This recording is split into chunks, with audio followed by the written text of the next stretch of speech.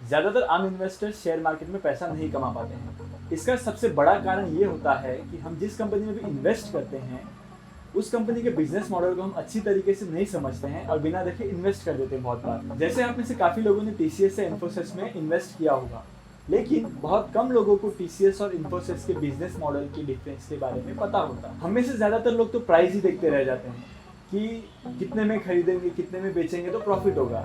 जैसे कि लोग बहुत बार सोचते हैं कि मैं 80 में खरीदूं, 90 में खरीदूं, या इस शेयर को मैं 110 में बेचूंगा या 120 में बेचूंगा तो प्रॉफिट होगा। जबकि 80% समय आपको शेयर का प्राइस नहीं देखना होता। आपको आपका 80% समय लगाना है उस कंपनी के बिजनेस मॉडल को समझने में, उस कंपनी के फाइनेंशियल स्टेटमेंट्स को समझने के लिए। वो कंपनी कितना डिविडेंड पे करती है, उस कंपनी का कितना प्रॉफिट होता है, उस कंपनी के कितने एसेट्स होते हैं। क्योंकि जिस कंपनी के आप शेयर होल्डर या पार्ट ओनर बनने वाले हैं, उस कंपनी के शेयर्स को आप उस कंपनी के बिजनेस मॉडल को समझ कर ही लेंगे ना। तो आज इस वीडियो में हम स्टॉक मार्केट में लिस्टेड कंपनी के एग्जांपल्स के थ्रू समझेंगे कि बिजनेस मॉडल्स को कैसे समझना है। अगर मैं आपसे एक सवाल पूछूं कि डोमिनोज का बिजनेस कॉम्पिटिटर कौन है, तो आप क्या जवाब देंगे? ज्यादातर लोग कहेंगे कि पिज्जा हट या कोई अदर रेस्टोरेंट्स है जो इनके कॉम्पिटिटर्स हो सकते हैं। बट डोमिनोज का रियल कॉम्पिटिटर है स्विगी और जोमैटो। जी हाँ, नोटिस करिए, डोमिनोज का असली बिजनेस मॉडल। हमेशा से लोगों को ये लगता है कि डोमिनोज पिज्जा के बिजनेस में है, लेकिन असल में डोमिनोज डिलीवरी के बिजनेस में है। ये मैं कैसे कह सकता हूँ कि डोमिनोज डिलीवरी के बिजनेस में है? हमेशा उनके एड्स पर ध्यान दीजिए। उनके एड्स में नॉर्मली ये नहीं दिखाया जाता है कि वो लोग पिज्जा बेच रहे हैं।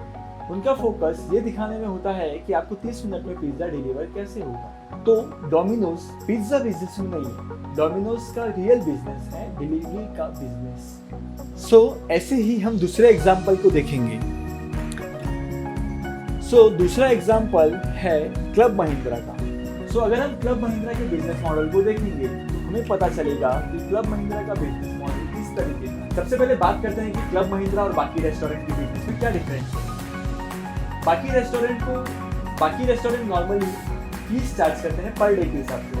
आप जितने दिन भी रहेंगे उसके अंदर, जितने दिन भी रेस्ट करेंगे उसका चार्जेस करते हैं। बट क्लब महिंद्रा का एक अलग स्ट्रक्चर है। वो उनके इन्वेस्टर्स से 25 ईयर्स के लिए सब्सक्रिप्शन देता है। तो क्लब महिंद्रा अपने इन्वेस्टर्स को 25 ईयर्स का सब्सक्रिप्शन देता है, जिसमें आप उसके किसी भी रेस्टोरेंट में जाके स्टे कर सकते हैं, बट आपको उसमें एनुअल फी पे करना होगा। तो this is the biggest difference in club Mahindra और अदर होटल्स। सिमिलरली, आप जब भी किसी भी शेयर से किसी भी कंपनी में इन्वेस्ट करते हैं तो आप कभी भी उसके बिजनेस मॉडल को अच्छी तरह से समझ के इन्वेस्ट कीजिए। ये थे कुछ बेसिक से फंडामेंटल्स किसी भी कंपनी को समझने के लिए, किसी भी कंपनी के बिजनेस मॉडल को समझने के लिए। आज की वीडियो में बस इतना है। अगर आपको वीडियो पसंद आया है तो लाइक कीजिए, शेयर कीजिए और सब्सक्राइब कीजिए।